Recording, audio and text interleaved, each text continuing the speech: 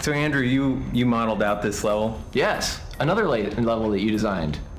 What do you like about this world? Let's see. Or level, I should say. What do I like about it? I like, there's something great about the space. There,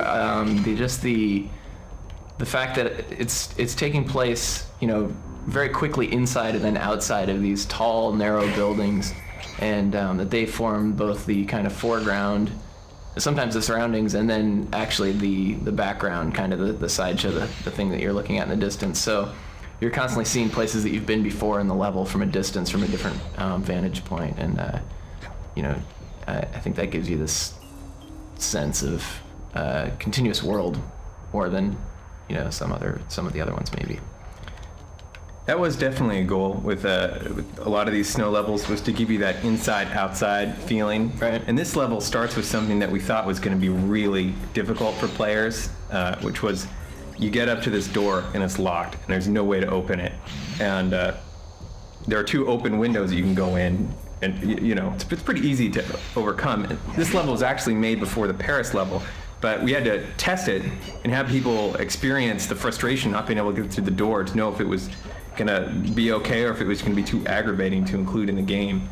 But that is a seriously simple mechanic that seems to reflect sort of breaking and entering.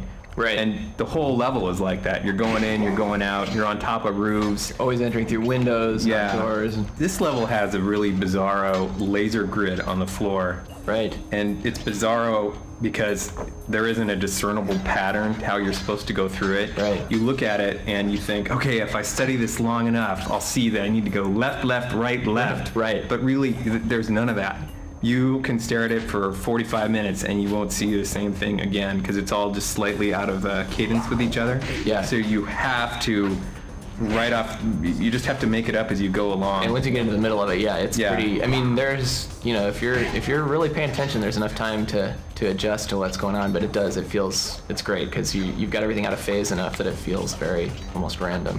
One thing about this level too, this is maybe one of the cases where we learned a little bit about not having the level designers model out quite as much of the actual terrain or the walls and things like that. So the buildings initially in this were fairly tightly modeled, and the gameplay was fairly tightly constrained to the buildings, and they were initially fairly straight, like a lot of the stuff is that we get after after level design has been through it. And so making it kind of funky and unusual was a little bit of a challenge, and eventually required us to go back in and change a little bit of the way the spaces were laid out and everything. But I think it ultimately worked out really well. But it was a challenging level because you've got gameplay both on the inside and the outside of these buildings.